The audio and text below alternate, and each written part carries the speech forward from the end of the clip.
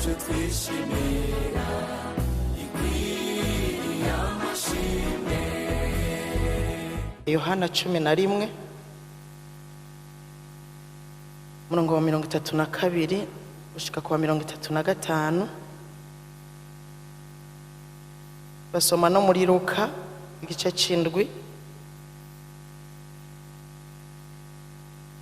Yohana 11:32 gushika ku 35, hanyuma Luka igice c'indwi murongo wa 37 gushika ku 38.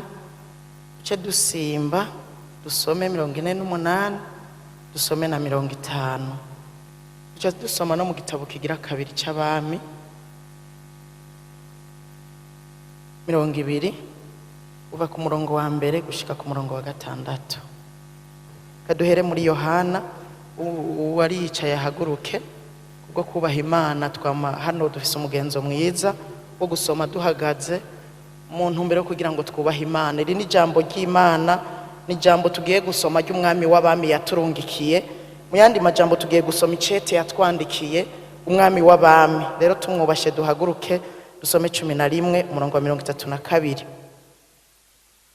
Aravuga ngo Mariya ashitse aho Yesu ari, amubonye yikubita imbere y'ibirenge vyiwe ati, Mwami, iyo uba wari hano musazanje ntaba yahwereye. Yesu abonye ko arira n'abayuda bari kumwe nawe barira, agira ikigumbagumba mu mutima, arawuhagarika, arababaza ati, mwamuhamvye hehe? Bati, Mwami, ngwino urabe. Yesu ararira. Ubuke duce dusoma ahakurikira. Ubuke duce dusoma 7 bere ku murongo wa 37. Umugore w'umunyabyaha asiga amavuta Yesu ku birenge. Umugore wo muri ico gisagara yari umunyabyaha. Amenye yuko arira mu nzu y'uwo mufarisayo, azana agacupa k'amavuta amota cyane, ahagarara inyuma yiwe hafi y'ibirenge vyiwe arira, atangura kumutonyangiriza amosozi ku birenge, abihanaguza umushatsi wiwe. 47. Iki nico gitumye ndakubwira yuko ahariwe vya vyaha vyiwe vyinshi, kuko yagize urukundo rwinshi, ariko uwuhariwe bike agira urukundo ruke. 50. Reka nsome na 48. Abwira wa mugore ati, urahariwe ibyaha vyawe. 50. Abwira wa mugore ati, ukwizera kwawe kuragukijije, genda amahoro. Igitabo kigira kabiri c'abami igice ca 20 usome kuduhereye ku murongo wa mbere nyene dushitse ku murongo wa 6. Hezekiya yongegwa iyindi myaka yo kubaho. Muri iyo misi Hezekiya aragwara agera hafi yo gupfa. Bukeye uwuvugishwa n'Imana Yesaya mwene Amosi amuzako aramubwira ati, uku ni kuhoraho avuze, tunganya ibyo mu rugo rwawe kuko ugira upfe utagikira.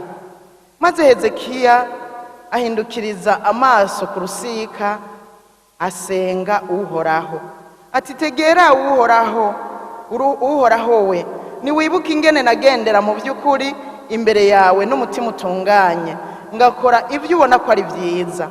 Hezekiya ararira cyane. Ariko Yesaya atararengana ngo ave mu nyubakwa, ijambo ry'Uhoraho rimuza ko riti, subira inyuma ubarire Hezekiya segaba w'abantu banje uti, uku ni kuhoraho Imana ya sogokuruza Dawidi avuze, numvise ugusenga kwawe, nabonye amosozi yawe, ehe nzogukiza, maze ku munsi ugira 3 uzoduga uje mu ngoro yanje, kandi mu minsi yawe nongeyeko imyaka 15, kandi nzokurokorana n'igisagara ngukure mu maboko y'umwami wa Ashuri, kandi nzozigama iki gisagara ku bwanje no kubw'umusavyi wanje Dawidi. Imana ishimwe cyane. Ndabaramukije mwese mu izina rya Yesu. Ndashimiye Imana kubabona muri bazima, nanje ndashima ko ndiho ndi muzima kandi ngishima izina ry'Uhoraho. Ndagomba mbanze nifuriza abakenyezi umunsi mukuru mwiza. Ndagomba dusangira amajambo y'Imana.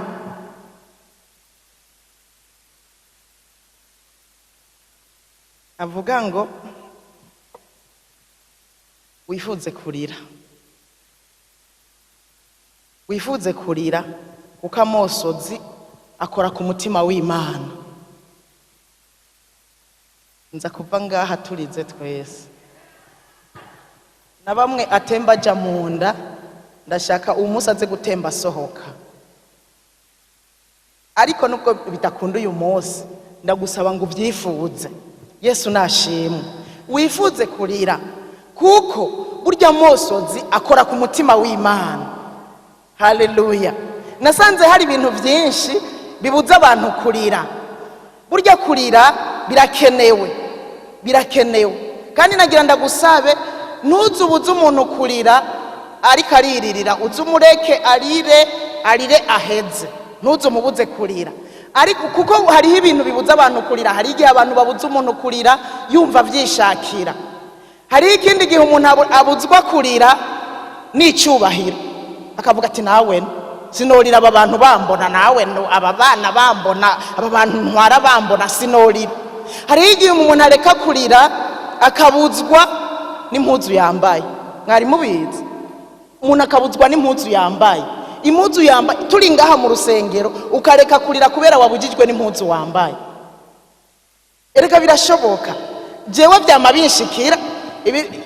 vyama binshikira nkabuzwa kurira n'impuzu nagiye nambaye. Kubera iki? Yanjenye, yangoye, yambujije kuduza amaboko. Kandi kuduza amaboko ari byo binduza ku Mana. Nkasanga vyase ko ndira. Kubera iki? Nagowe n'impuzu. Hari n'igihe birato bindya. Nkashinyiriza. We nogira gushinyiriza. Ndize naho noba ndijijwe n'ibirato. Nta muntu ashobora kurira arijijwe nuko kumbure yibutse kugira neza kw'Imana ibirato biriko biramurya. Nimumbwire ko ari byo cyangwa atari ibyo. Aba mama cyane cyane. Hari igihe n'abapapa bibarya. Ariko aba mama sivyo gahemwe. Hari igihe umuntu areka kurira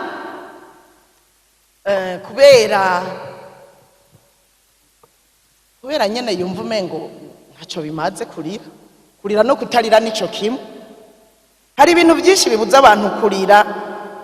Hari n'igihe abadayimoni babuza umuntu kurira. Nturire ntuhirahira.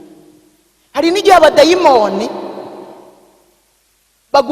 bakubuza kurira utanabizi, ugasanga nturira kandi wategerezwa kurira kubera abadayimoni bakubujije bakuzibira kurira. Ariko nagira ndakubwire ngo kurira birakenewe. Kurira byerekana ubuzima. Kurira byerekana kubohoka. Iyo umwana avutse atarayize abavyeyi barahahamuka. Baca babona ngo nta buzima.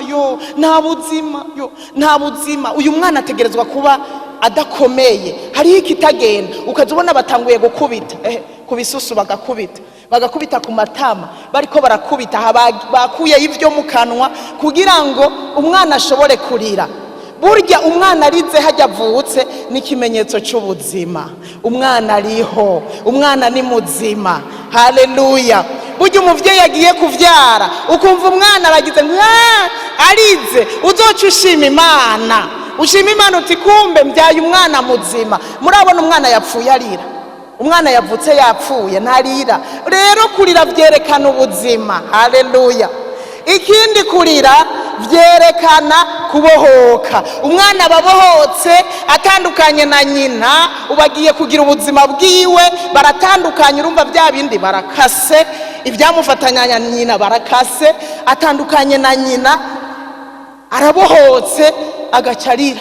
Abandi bavuze ngo abariza avuga ngo iyi si y'imibabaro ndayihonyoyemwo, iyi si y'ivyago ndayishitsemwo.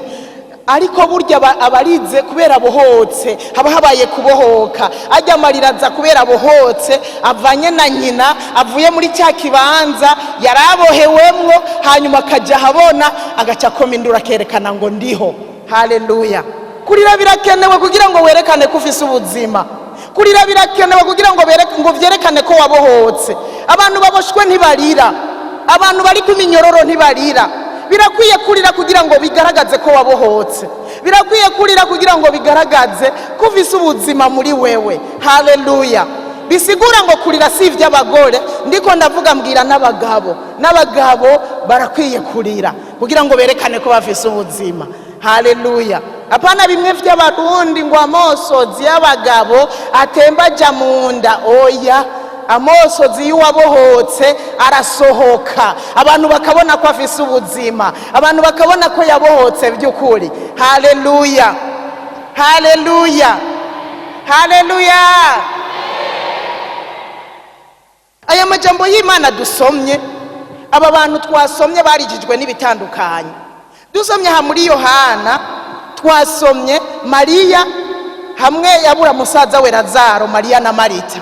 Barabuze musaza wabo bakunda, ariko kandi bakagira umukunzi yitwa Yesu. Ico gihe akigwaye baramutuma ko bati, Yesu tabara nyunyarukuze umukize. Yesu yigira uwejo, Yesu niyaza kumukiza.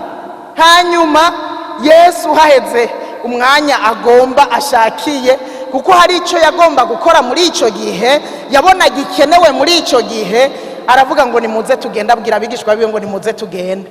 Hanyuma bageze ngo nko ku birometero 40, ivyo nabisomye mu kindi gitabo, ngo bageze nko ku birometero 40 imbere yuko bashika kwa Mariya na Marita, ngo acara babwira abo bari kumwe, burya Lazaro yapfuye. Hanyuma barabandanya baragenda. Hanyuma ageze hafi, Mariya araza kumusanganira, bamubwiye bati Yesu araje. Ava mu nzu yiruka aragenda aramusanganira, aramubwira ati, Yesu burya yuba hano, musaza wanje naba yapfuye. Ivyo ngo yabivuga arira cyane, n'abayuda bari kumwe ngo bariko bararira cyane. Hanyuma Yesu aramubaza ati, none mwamuhambye hehe? Baramwereka ngo ni haryo. Yesu arashika kumva acangwa ararira. Bibiri ivuga ngo Yesu ararira, acararira. Abayuda bariko bararira, Mariya yari kararira, Marita yari kararira, n'abayuda bose bamukikuje bariko bararira. Yesu abona imva, araba babandi bose bariko bararira, nawe acararira. Ivyariko biriza Mariya na Marita n'abayuda sivyo vyariko birariza Yesu. Mariya na Marita nabo bayuda barizwa nuko Lazaro yapfuye, ariko bakongera bakarizwa nuko Yesu yatevye. Hanyuma bararira bati, yuze kare, yuze kare. Kandi yari umugenzi wabo. Ugiye wagize ikibazo ukabona umuntu ukunda cyane, ucugira ikigumbagumba, sivyo? Ucugira ikigumbagumba kumva umengo uwo musuka ko vyose. Yuze kare ntiyari gupfa, burya ntiyari gupfa. Ariko Yesu ivyo byariko birabariza, sivyo byamurijije. Yesu abaravye, mbega kumbe ntibanzi, kumbe ntibanzi, ntibanantahura uwo ndiwe. Erega iyo bamenya uwo ndiwe bamenya yuko nubwo yapfuye ko nshitse ibintu vyategerezwa guhinduka. Haleluya.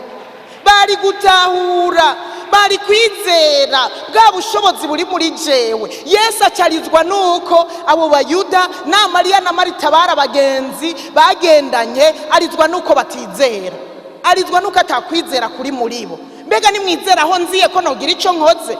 Mbega nimwizera yuko ububasha bukiri muri jewe? Ararira, ararira. Ntibariko barizwa na bimwe, ntibariko barizwa na bimwe. Ariko ayo mosozi ya Mariya n'ayo mosozi y'abayuda yakoze ku mutima wa Yesu, yarakoze ku mutima wa Yesu. Nico gituma nawe yaciye arira, kubera iyo batarira Yesu ntiyari kubona yuko atakwizera kuri muri we. Iyo baguma banomye yari kwibaza ngo barizeye nyene yuko aza kugira icyakoze, ariko kubera bararize barira bavuga, iyuza kare. Kandi kumbure barira bavuga ndahaba, kumbe n'abayuda inyuma yiwe bariko baravuga bati barabagenzi, nkayaza kare burya nabatwarinze kumuhamba. Yesu arabumviriza, Yesu arabaraba, araba nayo mosozi y'abagabo n'abagore baje gufasha Mariya na Marita kugandara. Bose bariravuga nta kwizera bafise na gatoya. N'aya majambo bavuga, n'aya mosozi nta kwizera bafise na gatoya. kuko iyo shika amosozi yari guca hanagurika bakizera ko ngomba nkore. Haleluya. Urumva ko batari ko barizwa na bimwe. Twasomye n'aya majambo yo muri Luka y'uyu mukenyezi w'umunyabyaha, bavuga umugore w'umunyabyaha yaje mu nzu aho Yesu yinjiye gufungurira mu nzu y'umufarisayo. Hanyuma uwo mukenyezi arabimenya ko Yesu ari muri iyo nzu. Uwo mukenyezi urumva ko abantu bari babizi ko ari umunyabyaha, bisigura ngo nawe yari yizi ko ari umunyabyaha. Hanyuma uwo mukenyezi abimenye ko Yesu aje, sindabizi Bibiliya burya ntiyanditse amakuru yose, ariko wari igihe usoma ugatangura kwiyumvira ibintu. Sindabizi uyu mukenyezi yahora akurikirana ibyo Yesu agenda akora, yahora akurikirana ko Yesu aharira ibyaha. Sindabizi ko yoba wa mukenyezi yaranyunyutse ukuboko yamubwiye ngo genda kwizera kwawe kuragukijije, canke wa wundi bazana kunderuza akavuga ngo kwizera kwawe kuragukijije, sinzi ngo urahariwe ibyaha, sinzi ko yumva.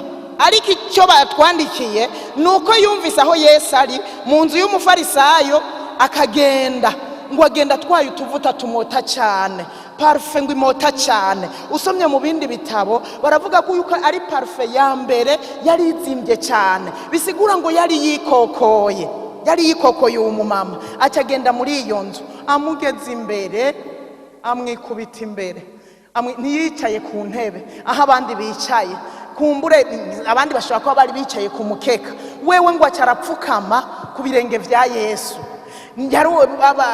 Bari abayuda n'uyu munsi mbona ariko bameze, barafise imishatsi miremire.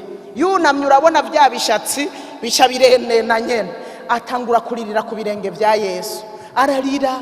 Nibatubwira ngo yarira avuga gute, ariko jewe ndavye ibyo Yesu yamubwiye nkaraba nico yarari, no kwibwira ko yari kararira avuga ngo yo mbabarira, erega ndi umunyabyaha, erega ibyaha birandembeje, ndi umunyabyaha byaranse ko ndabiheba. Araririra ku birenge vya Yesu, ararira. Abona amosozi yabaye menshi ku birenge, aca afata umushatsi wiwe ahanaguza ku birenge vya Yesu. Hanyuma abamukikuje Yesu baravuga bati oya, nawe yuba wari umuntu avugishwa n'Imana, umuntu ahishurirwa, wari gucumenya ko uwo mugore ari umunyabyaha, ni wari kwemera ko gukora ku birenge yanduye, ni wari kuvyemera. Yesu arabaraba ati aho rero mwibaza ko ari mwebwe mwehera, mwibaza ko ari mwebwe mutungana. Ibaza na farisayo yari karavuga ngo wari utahura, wari umuntu ahishurirwa, wari kumenya ko ari umunyabyaha ntiyagukorako. Yesu arabaraba, arabatwengera mwijiko, arabatwenga kuko si mwebwe mugororotse. Wa mukenyezi ahejeje guhanaguza ibirenge vya Yesu umushatsi wiwe, ngo acarafata musiga ku birenge amavuta ya parfum imota cyane ngo ikikwira inzu yose iramoterana kubera iyo parfum wa mukenyezi asize Yesu ku birenge. Yuda we ngo yaciye avuga ati murabonaga ubu buhombe tugize, murabona iyi parfum zimbye gucya gufata akayisesa kuri ivyo birenge. Iyi twayigurishije tugafasha boro nahoshwe, iyi twayigurishije amahera akaja muri wa mufuko nkaronkaho nkora. Nivyo yashaka kuvuga. Boro Yuda sibo yarababaye, kuko na Yesu yaciye amimubwira muravye mu mutima, yaravuze ati aboro si bubabaye, wewe naguhinyuye. Aboro si bubabaye, abakene si bubabaye. Ariko uwo mukenyezi yarazi icari karakora, kandi na Yesu yarabonye mu mutima w'uwo mukenyezi icyatumye aza yikubita ku birenge vyiwe. Yashaka imbabazi, yashaka guharirwa ibyaha byari bimuruhishije. Araza kumwamaharira, araza kuri Kristo umunyembabazi, araza araca bugufi. Mu yandi majambo nukuri mbabarira ibyaha, nukuri ndarushe kubw'ibi byaha, ndarushe. Ararira cyane. Imana idufashe cyane. Uyu mukenyezi nawe yari karizwa n'ibyaha byiwe, buryo yari karizwa n'ibyaha byiwe. Mbega wewe hari gihe bigushikira intege nke zawe ukajya kuri Yesu ukarira, ukaboroga nk'uyu mukenyezi, ukikubita ku birenge vyiwe? cyangwa uguma amaso yerade bagena Mana mbabarira urabona byama bingora vraiment byama bingora ariko ndagusezeraniye sinzobisubira amen umuntu agaca agenda ejo rero bigasubira na hirya y'ejo bigasubira burya byari bikwiye yuko turizwa n'ibyaha byacu byari bikwiye umuntu afise intege nke ko hagera igihe akaja imbere ya Yesu akikubita ku birenge akavuga ngo izi ntege nke ziranduhishije ibi byaha biranduhishije harageze kugira icyo ukora mwa ndarushe erega umukenyezi nivyo yari karavuga ndarushe n'ibi byaha ararira cyane ahejeje kurira arizera ko yahariwe aca aramusiga agaparufe ngo kandi yari karamuvugishwa koga yari karavugishwa ngo kugupfa kwiwe no guhambwa kwiwe haleluya icyo magazeko nuko uyu mukenyezi yarijijwe n'ibyaha byiwe kandi natwebwe hari gihe tugira intege nke hari gihe umuntu agira intege nk'uyu munsi ejo bigasubira hirya y'ejo bigasubira ariko ugasanga umuntu ntiyigeze acimbe kurizwa n'intege nke kurizwa n'ibyaha byari bikwiriye burya Yesu arabona ayo mosozi agaca avuga ngo mwana wanje igire ibyaha byawe urabihariwe agaca avuga ngo n'inkomezi zo kubinesha ndaziguhaye kubera iki mugabo yabonye amosozi kubera yabonye amosozi uyagira gatatu twasomye n'umwami Hezekiya umwami Hezekiya yaragwaye ngo ari ku mfiro hanyuma abona umuvugishwa n'Imana araje aramubwira ngo mwami uko niko uhora hageze avuze ngo tunganya ibyo mu rugo rwawe kuko ugira upfe utagikira umwe wese niyo kwiyumvira ukuntu yocagira ari we babibwiye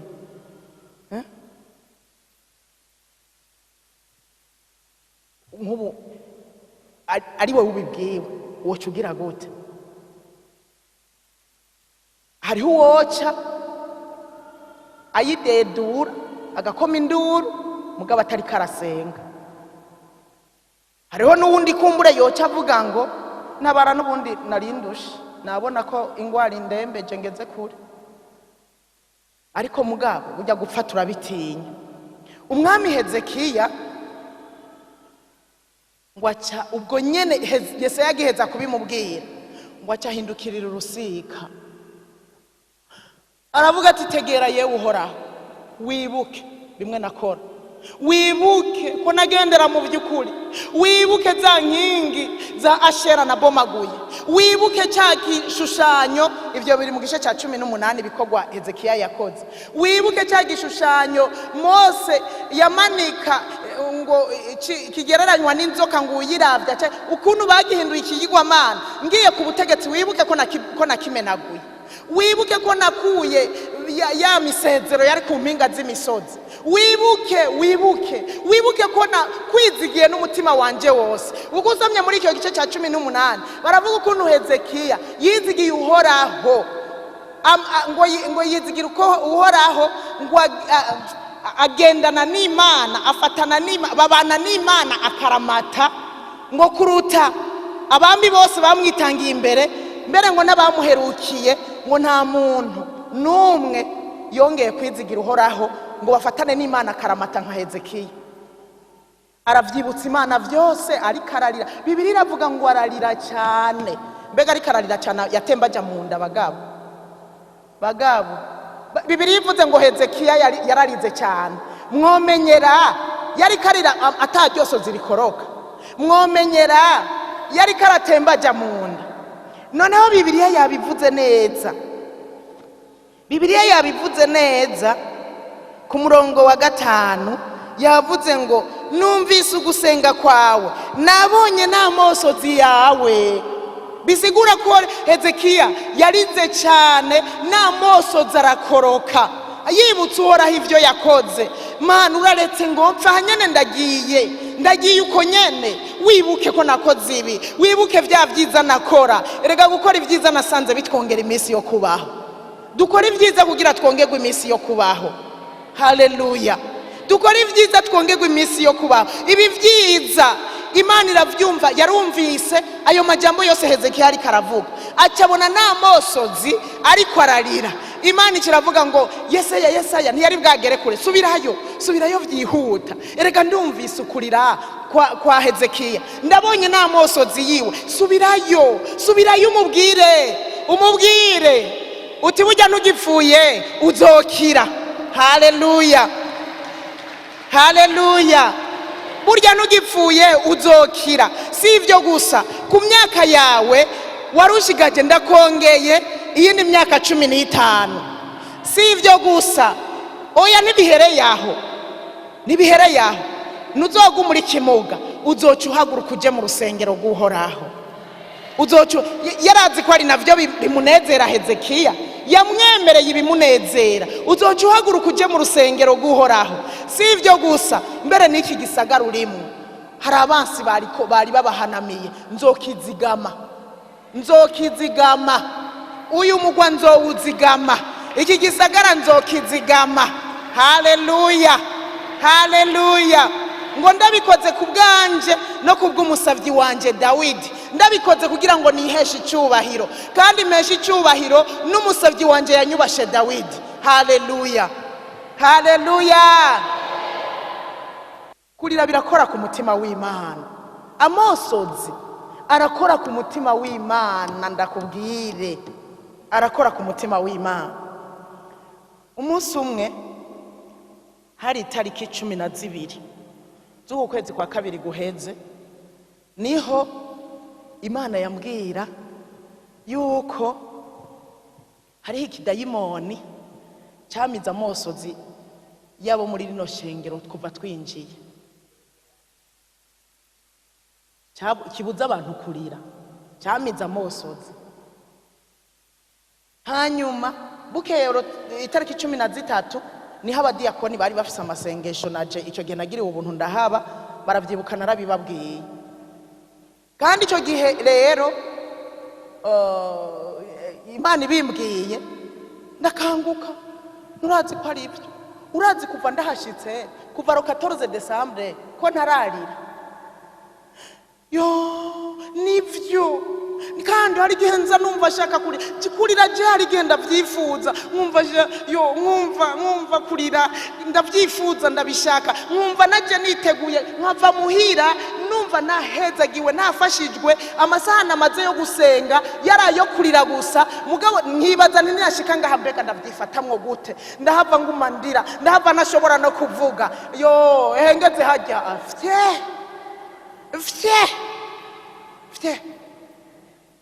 kumbura ahandiko ndavuga uravyumva, uca wibuka igihe uherukira kurira.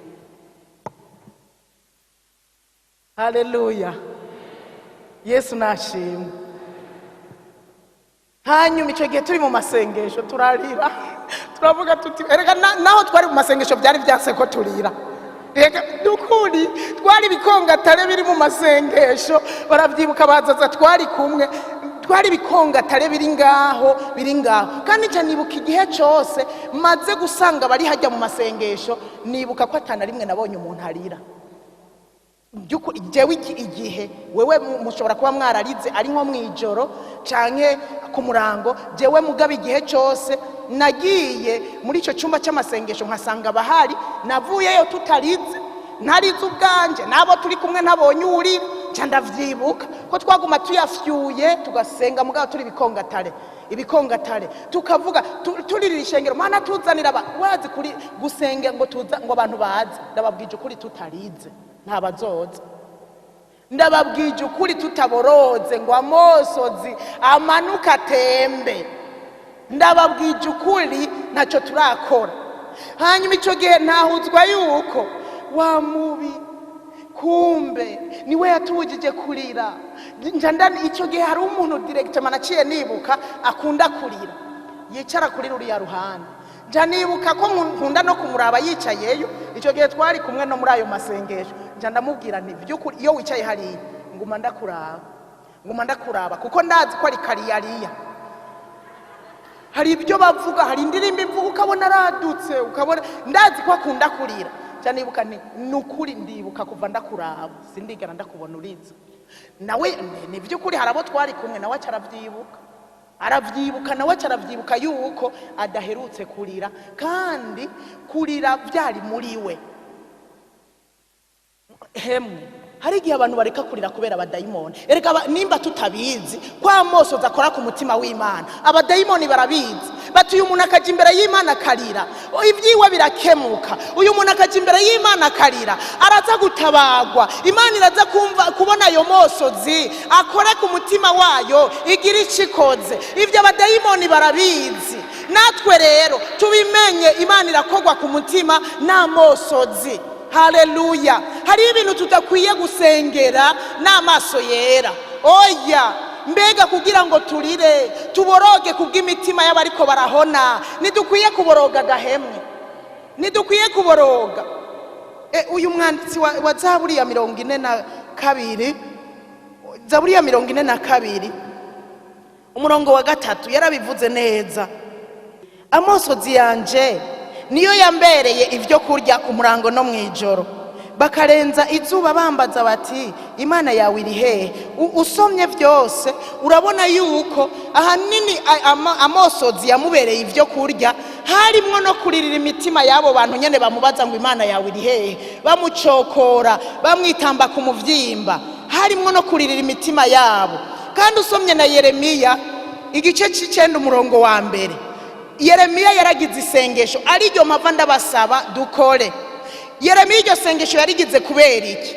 Yumva atarize ubwoko bw'iwabo budashobora gutabagwa, yumva mu gihe atarakorora Amosozi ngo amaso yiwe acunduguta Amosozi, yavuga ngo ubwoko ibyaha bagezemo, intege nke barimo, ibyaha bafise, nukuri ntibashobora gutabagwa. Niho rero Yeremiya yagize irisengesho rivuga ngo ico mu mutwe wanje ukuzuramwe amazi, amaso yanje akacunduguta Amosozi ku murango no mwijoro, ndirira ubwoko bwacu.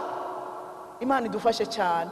Ndirira ubwoko bwacu ngo bama bafoye iminwa bavuga ibintu bitari vyo, babesheranira, bari mu busambanyi, bari mu kugoreka imanza. Ivyo nivyo Yeremiya yabonye, aravuga ati icoma, kuko Yeremiya bisigura ko yarazi ko Amosozi akora ku mutima w'Imana. Yeremiya cyarasenga, icoma uyu mutwe wanje ukuzura amazi, amaso yanje kandi macunduguta Amosozi, ndirira ubwoko bwacu burapfuye barahwereye. Icoma nkata ubwoko bwacu, mu yandi majambo nkabavamwo, ubwo bwoko bwari bwandavuye nkabavamwo, nkaja kwiherera, nkaja ahantu hajenyene kurira, ndirira abacu, ndirira ubwoko bwacu barapfuye. Yabona ibyaha barimwo, agira iryo sengesho. Usomye urabona ko yarigize womengo nyene abikeneye cyane.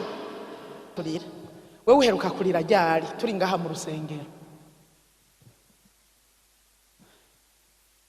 Nakaciyemwo ushobora kuba waragiriwe ubuntu nyene mugabo wa mubi, ariko uyu munsi tugomba tumuhonyange mu izina rya Yesu. Amosozi atuma Imana itwibuka, Amosozi atuma n'abantu batwibuka. Hemwe urazi ko abantu bashobora kukwibuka kubera Amosozi? Turi kumwe? Bazi uwo mwegeranye uti nihuri utuheruka kurira ryari? Bazi uwo mwegeranye igihe aherukira kurira. Amosozi atuma abantu batwibuka, n'Imana iratwibuka, ariko n'abantu baratwibuka ku bwa Amosozi. Ahubwo ni wowe warageze kumbona umunsi umwe ndira bigatuma unyibuka, canke ujya muntu namwibutse kubera iki? Kubera nama mbona arira. Amosozi aranerekana ko umuntu afise umutima umenetse. Nico gituma Imana itirengagiza Amosozi. Umuntu ari kararira ari imbere y'Imana, umuntu ari kararira agwaye, umuntu ari kararira atakambira Imana. Nico gituma Imana itavyirengagiza, kuko birerekana umuntu amenetse, umutima umenetse, umutima ujanjaguritse. Uwo nawe Imana yarabisezeranye muri Zaburi ngo umutima umenetse kandi ujanjaguritse sinzowukengera. Haleluya. nico gituma Imana irashobora kwirengagiza amosozi uko ashunguruka ava mu mutima umenetse, ashunguruka ava mu mutima ujyanjaguritse. Haleluya!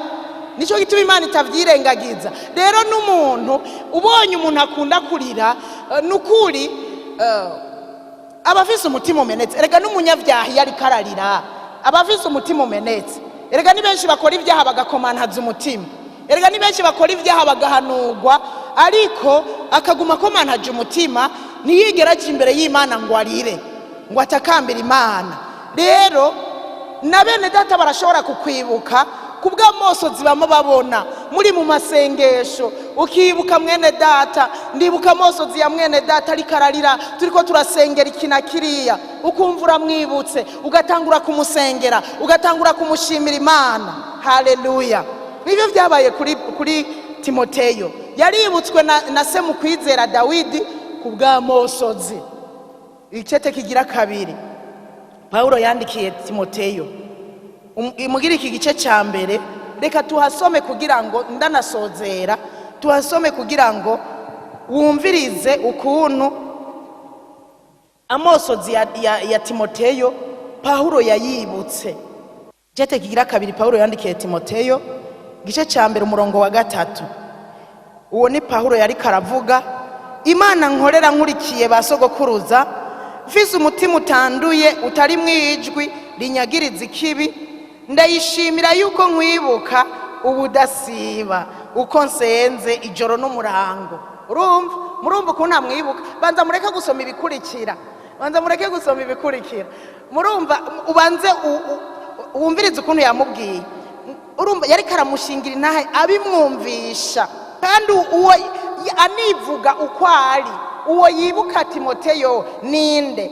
N'umuntu afise umutima utanduye utari mwijwi rimwagiriza ikibi, ngo ndayishimira yuko nkwibuka, ndayishimira yuko nkwibuka. Nama nibuka amosozi yawe, nama ndakwibuka, ndabivuze hatari bwagera, nama ndakwibuka ubudasiba. Murumva ubudasiba uko nsenze ijoro n'umurango.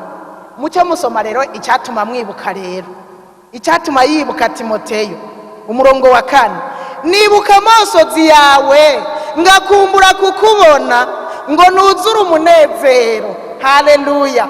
Amosozi ya Timoteyo yatuma Paulo yuzura umunezero. Yaravuga ngo umuhungu wanje Timoteyo, voilà, umuhungu afise umutima umenetse, umuhungu afise umutima ujyanjaguritse. Yaramubona ari kararira bari mu masengesho, yamubwira ikintu agaca bugufa karira ati, papa wanje mu kwizera, mbabarira by'ukuri. Akavuga ati, we nibuka muhungu wanje Timoteyo, nibuka amosozi yawe ngakumbura kukubona, ngo nuzure umunezero. Kuko iyo arize Paulo yagira umunezero, iyo arize Paulo vyamukora ku mutima akanezerwa, bigatuma rero amwibuka ari hariya, akamwibuka akavuga ngo ndibuka Timoteyo ya mosozi yiwe, ndibuka arira turiko turasenga, ndibuka ndamuhanuye agacarira, akibuka ko afise umutima umenetse. Ngo mwavyumvise ubwo gahemwe kumengo siho muri hemwe basimweho murihe? Mwumvise igituma Paulo yibuka Timoteyo, kandi amwibutse byaca bituma musengera, byaca bituma musengera ku murango no mwijoro.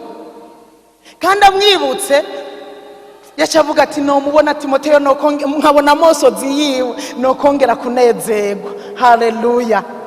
Icoma amosozi yawe akambera umunezero, icoma amosozi yanje akakubera umunezero. Haleluya! Bigatuma unyibuka, bigatuma nanje ndakwibuka. Mugabo niyaboneka nyamosozi nyene, niyaboneka Imana idufashe cyane. Umurongo wa 5. Kuko nibutse ukwizera kutari ukuburyarya kuri muri wewe. Murazi ya amosozi ko yashimangira ukwizera kuri muri Timoteyo. Amosozi yarashimangira, yereka mu bisanzwe yamubona ibiharize mbegarize mu bihe ibihe, akamuraba arabona ati, umuhungu wanje yuzuye ukwizera. Nayo mosozi yibutsa Paulo yuko Timoteyo afise ukwizera. kuko nibutse ukwizera kutari uko uburyarya kuri muri wewe kwabanje kuba muri nyogokuru Loisi no muri nyoko Eonike. Ndazi kandi nakekeranya yuko kuri no muri wewe nawe. Kumba ya marira ryari ragi rya nyina Eonike na inakuru Loisi. Ico mankandukiza amosozi abana banje nabo bakarira imbere y'Imana. Nta muntu ashobora kuja imbere y'Imana akarira ngo have uko yagiye. Ireka kubikora ubwo nyene mugabo izobikora no muri kazoza. Haleluya, haleluya. Ireka kubikora ubwo nyene ariko ikabikora no muri kazoza. Abisirayeli hamwe bari muri Egiputa, umwami Farawo yarazi vya Yosefu amaze gupfa. Uwari yaramenya amakuru ya Yosefu amaze gupfa niwe yatanguye kubacura bufuni na buhoro, kubera Farawo wo mu gihe cya Yosefu yarabakunda yarabubaha, niwe yari yarabahaye ngo bagende kuba hariya i Gosheni, arabahana aho kuragira, yarabakunda cyane. Ariko ujya Farawo azi vya Yosefu amaze gupfa, haza umufarawo wundi ngo atigeze kumenya ivya Yosefu, sha yarabacuze bufuni na buhoro. Baramubwira, aramenya amakuru yabo yuko ari hanga ryinjiye muri ndi hanga, atari abiwa ni hanga riba muri ndi hanga, kandi nyahanga nirigwirabwo. Nyahanga rivyara ku munsi, nyahanga bagwira ku munsi, agira ishavu, abacura bufuni na buhoro. Abisirayeli barakora, ariko hagera ahantu bavuga bati ukuri ibi bintu biteye ubwoba, reka turirire Imana, ibi bintu biteye ubwoba, turarushe. Abatama bacu bariko barapfira mu budongo, abagabo bacu bariko barapfira mu budongo, turarushe. Abagore birigwana bya bindi byabishingwe ku mutwe bazana kugira abagabo babo bashobore kubumba, turarushe. Baravuga bati reka tuborogera Imana, reka tuyisabe igira icikoze. Bibiliya iravuga hariya mu Kuvayo muri iki gice cya 3 iravuga yuko batanguye baraboroga. Gice cya 2 umurongo wa 23 baraboroga ngo Imana yumva amaborogo yabo, yibuka isezerano. Hemwe yibuka isezerano, amarira aributsa Imana isezerano. Bararira, bararize, baraboroga bati turapfuye, tumerewe nabi, noneho baraheze, ubudongo buratumaze, ibi bintu ariko aradukorera ntibisanzwe. Baraboroga, Imana yumva amaborogo yabo, yibuka isezerano ryayo yasezeraniye Aburahamu, Isaka na Yakobo. Ni ryari isezerano yasezeraniye ugo runganwe, ariko yibutse isezerano yasezeraniye basogokuruza babo, Aburahamu, Isaka na Yakobo. Imana yibuka isezerano kubw'amarira y'Abisirayeli. Haleluya. Uraza aho worira ko Imana yokwibuka bya bindi yagusezeraniye? Uraza aho worira ko Imana yokibi ivyibuka igacikora? Urazi ko bitarakoreka kubera kumbura utararira? Hemwe babanda temba ja munda lina tangura ubunyene muboyoke, irabikora nta kabuza nkuko yakoreye Abisirayeli, nukuri nawe izogukorera. Yabonye amarira yabo, yibuka isezerano yasezeranye, ikirarahira, iravuga ngo ngiye kubikora. Ikirondera Mose, imurondera yari iramurondera, ibona mu bantu bo muri ico gihe Mose niwe yogira icakoze. Yabaye muri rujya rugo rwa Farawo, yabaye ibwami, azivyaho, abimenyereye, yize bwa bwenge bwibwa, uyu niwe nokoresha. Mugabo hagati aho yari yaranamuteguye. Haleluya, haleluya. Ikirondera Mose kugira ngo abigikoresho cy'Imana, hanyuma bashobore kuva muri ubwo buja barimwo, bashobore kuva mu gihugu cya Egiputa baje mu gihugu cy'isezerano. Erega Aburahamu yari yaramusezeraniye ngo nzokujana mu gihugu cy'isezerano. Gushika ico gihe ntibari bwagishikemwo. Amaborogo rero niyo yabahagurukije muri Egiputa. Amarira Imana yabonye, amaborogo n'ibijwi nyene by'abagabo n'abagore baboroga, Imana iravyumva, ikigira umugambi ngo mbashitse isezerano nasezeranye. ngira ntangure gukora maka ndabashikanye mu gihugu cy'isezerano nshitsi icyo nasezeranye. Haleluya. amarira yawe azokwibutsa Imana isezerano. Kumbure biracyugaye, kumbure biracyazibiye kubera utararira. Rira. Hari igihe biba bikenewe ko turira, hari igihe biba bikenewe ko dusengera abantu turira, hari igihe biba bikenewe ko twibutsa Imana turira tuboroga. Amarira arakora ku mutima w'Imana. Erega Imana ibonye tutarira, ikibona ibyo turimwe ari ibintu bisanzwe, twabifashe ibisanzwe. Amarira arakora no ku mitima y'abantu. Reka ndabashingira intahe nshempetse. Jewe niga mu mashuri, twari mu mwaka mbeka wa kabiri cyangwa wa gatatu wahariya muri NFA yo mu Kibumbu. Hanyuma icyo gihe dukora interrogation.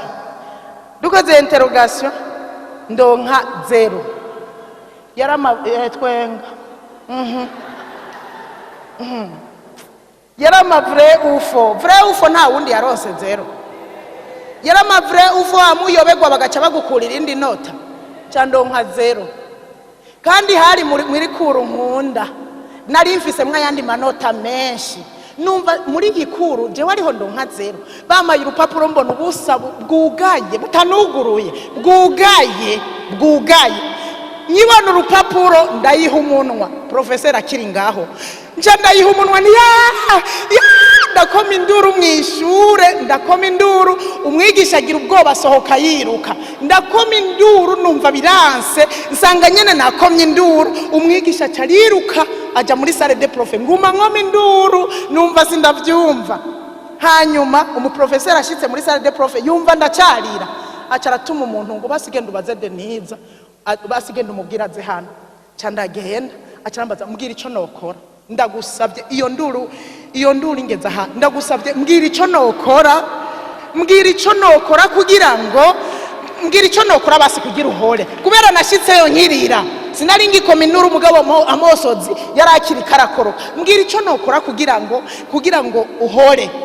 Hanyuma arambwira ati mbwira vrai ico umbwira cyose ndagikora. Ndamubwira nti jewe yakuduha iyindi interrogation atari ama vrai ufo. Uduha iyindi interrogation cyangwa naho uduha ama vrai ufo, apana bimwe byo kuza urakuramwo rimwe kuko bijya nivyo byatwice. Hanyuma acaravuga ngo nukuri ndavyemeye. Ijya arambwira ati rero ijya hari habaronse menshi badashobora kwemera ko ndayanira. Acarambwira ati genda ubaze abandi bose bashaka gusubiramwo muce mwitegura zoca ndabaha iyindi interrogation. Ngenda ndatwenga ngenda niruka mu ishuri. Ndababwira ntumviriza rero cereza.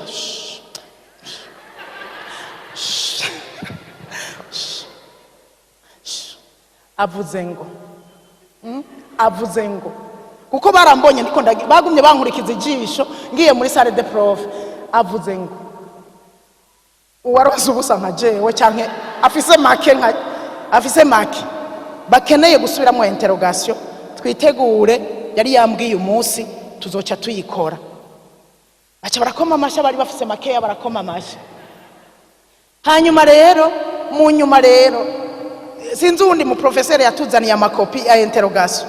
Hanyuma baraduha ntitwerekana nyene hari ukuntu wacunyegeza. Hanyuma nza numva uwundi muhungu twigana yanacokoza cyane. Acaravuga sha DENISE ndakwinginzurire sha DENISE narose makeya sha DENISE ndakwinginzurire rira sha DENISE dusubiremo narose nipfu kura ngaho jewe rero nimba utayarose je nayaronse kura ngaho. N'uwundi munsi aho rero yanancokoza hari igihe yaba yaronse menshi. N'uwundi munsi numva aravuze uwundi yicaye nkariya ngo nkubu sha DENISE yorira twoca dusubiramo. Nariko ndavuga ku AMOSOZI.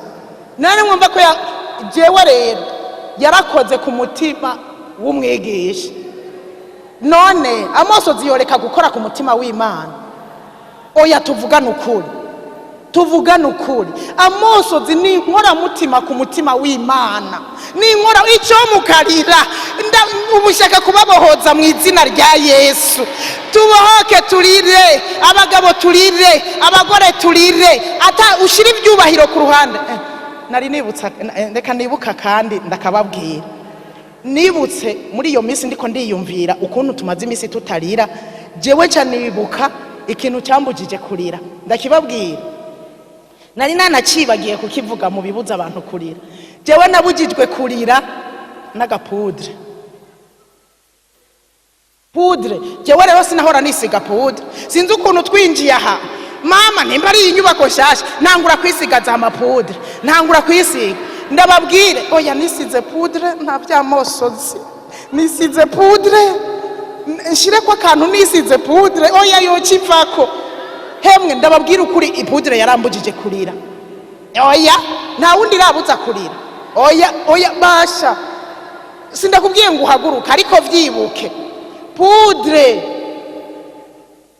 Oya. Aho nivuze jewe. Urumva naho wanarira ugaca utangura kuya.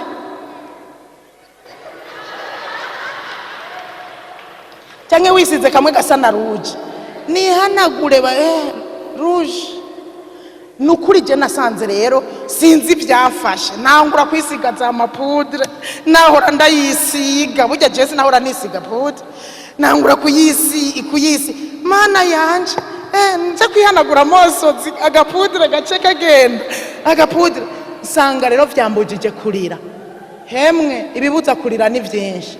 Ndagomba ngo tubohoke. Imana irakogwa ku mutima n'amosozi. Sinzi uretse no ngaha mu rusengero. Iyo ugiye imbere y'Imana uvyibuka uheruka kurira ryari.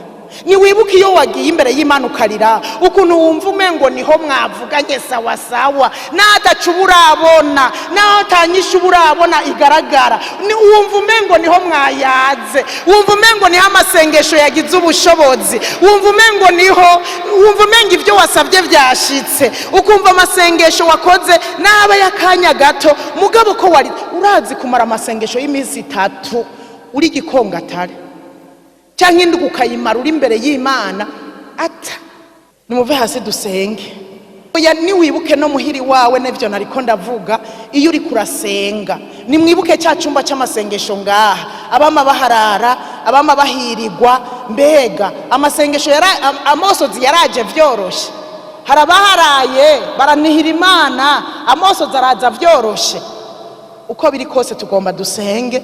Wifuze kurira kuko amosozi akora ku mutima w'Imana. Wifuze kurira kuko amosozi abohoza amasezerano. Wifuze kurira kuko amosozi arakubohora we ubwawe. Wifuze kurira kuko amosozi agaragaza ko ufise ubuzima. Wifuze kurira bizokongera iminsi yo kubaho. Haleluya. Erega abantu batarira aha biratinda bigacangana. Erega nukuri izotinda bicangane. Erega urize buri kuroza amaso n'umutwe ukumva umengurugurutse. Ibi ndiko ndavuga nukuri. Rero reka twese tuduze ibiganza uvuge cyane. Data mu izina rya Yesu, ndi imbere yawe ndaciye bugufi. Ndagushimiye ko ari we waremye amosozi muri jewe. Ndagushimiye ko hari igihe narize nkabona ikiganza cyawe. Data ndugaje ikintu cyose cyaje kumbuza kurira, imyuka mibi, abadayimoni baje kumbuza kurira. Ndabugaje mu izina rya Yesu. Ndabaturije umuriro w'Imana. Uhereye uyu munsi ndabohotse. Uhereye uyu munsi ibyahora bimbuza kurira byose nibizosubira kumbuza kurira. Ndabohotse. Ndi imbere yawe ndiko ndagushima. Nzokwibuka kugira neza kwawe. Ndire ubona amosozi yanje ugira icyo ukoze. Ndi imbere yawe ndiko ndaririra ihanga ryawe, uzovyumva uri mu ijuru, hanyuma ubabohore. Icompa umutwe wanje ukuzura amazi, amaso yanje agacundugutamwo amosozi, nkama ndira ku murango no mw'ijoro, ndirira abarundi n'abarundikazi, ndirira urwaruka abariko barazimira, ndirira bamwe basubira inyuma.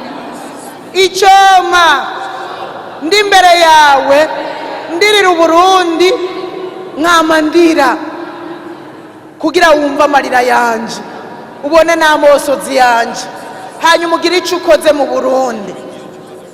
Data, uhereye uyu munsi ndisengeye kugira ngo name ndira ndi imbere yawe, amaso yanje ave mwamosozi, binduhura umutima, bikore ku mutima wawe. Na bene data nibavyibuka bazonsengera kandi banezerwe. Urakoze Data, ndagushimiye ko guhera uyu munsi ubohoye ishengero ryawe, ubohoye abantu bawe, mu izina rya Yesu Kristo, amen. Uhoraho turagushimiye, turagushimiye. Wewe uruhishura amabanga kubera udukunda, uhishura amabanga kubera uba ugomba kudukiza. Wa mubi yaranyaza amosozi, ariko ndagushima guhereye uyu munsi aneshejwe, ananiwe mu izina rya Yesu. Uhereye uyu munsi imitima yacu igiye kumeneka ijanjagurike, turi imbere yawe Mwami. Hariho byinshi dukwibuka, tuvyibutse dukwiye kurira tukaboroga. Hariho byinshi dusengera tudakwiye gusengera tutariko turarira, tudakwiye gusengera mu buryo busanzwe, ariko dukwiye kurira. Mana yo mwijuru, ndakwinginze guhera uyu munsi mw'ishengero ryacu ubohore abo wa mubi yari yaranyaza amarira, ubagirire neza, bari mu mazu yabo basenga, bari mu masengesho, mu izina rya Yesu Kristo. Ndasenga no muri cya cyumba cy'amasengesho, duhari dusengera imitwaro, duhari dusengera izi ntebe kugira ngo zuzure. Mana uduhe kuboroga dusengera imitima, dusaba imitima y'abahambaye n'aboroshe, uduhe kuboroga tujanjagurike, tumenagurike mu mitima, hanyuma ndazi ko bizokora ku mutima wawe nawe ugakora. Turagushimiye kwa aya majambo ariyo wakunze kwatugerako mu izina rya Yesu, yo kwifuza kurira uko bikora ku mutima wawe. Abagabo bavyifuze, abagore bavyifuze, kuko biraruhura mu mutima. Mu izina rya Yesu dukure imbere yacu ikintu cyose cyotuma tutarira. Urakoze cyane, turagushimiye, turagukomeye amashi, turagukomeye amashi menshi, kuhinduye ibintu muri twebwe mu izina rya Yesu Kristo, amen. Haleluya.